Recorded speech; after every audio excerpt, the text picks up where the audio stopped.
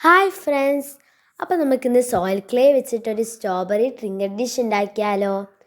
അപ്പോൾ ഞാൻ ആദ്യം തന്നെ ഒരു ഹാർഡ് ഷേപ്പിൽ ഇതുപോലൊരു പേപ്പർ കട്ട് ചെയ്തിട്ട് ഇതിന് മുകളിൽ വെച്ചിട്ടൊന്ന് നമുക്ക് കട്ട് ചെയ്തെടുക്കാം.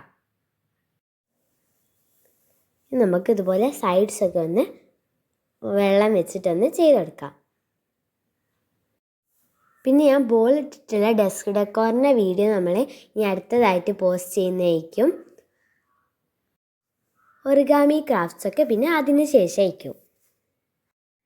ഇനി നമുക്ക് ട്രിങ്കർ ഡിഷ് ആക്കാൻ വേണ്ടിയിട്ട് വേറെ കുറച്ച് ക്ലേ എടുത്തിട്ട് ഇതുപോലെ ഒന്ന് പരത്തി കൊടുക്കാം. ഇത് നല്ല നൈസായിട്ട് ഇതുപോലെ ആക്കി എടുത്തിട്ടുണ്ട്. ഇനി നമുക്ക് ട്രിങ്കർ ഡിഷിൻ്റെ രണ്ട് സൈഡ്സിലൊന്ന് വെച്ച് കൊടുക്കാം.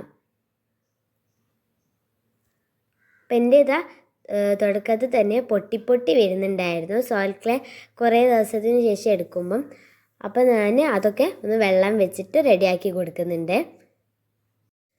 ഇപ്പോൾ അതിനോട് സൈഡ്സൊക്കെ ചേർന്ന് ഇങ്ങനെ നിൽക്കാൻ വേണ്ടിയിട്ടാണ് ഇങ്ങനെ ആക്കി കൊടുക്കുന്നത്.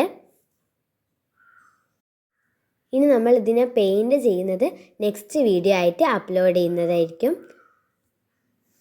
ഇനി നമുക്ക് ഇതിൻ്റെ സൈഡ്സൊക്കെ ഒന്നുകൂടി വെള്ളം വെച്ചിട്ട് ഒന്ന് ചെയ്ത് കൊടുക്കാം. ഇനി നമ്മൾ സോയിൽ ക്ലേ വെച്ചിട്ട് അടുത്തത് എന്ത് സാധനമാണ് ഉണ്ടാക്കേണ്ടതെന്ന് കമൻറ്റ് ചെയ്യണേ.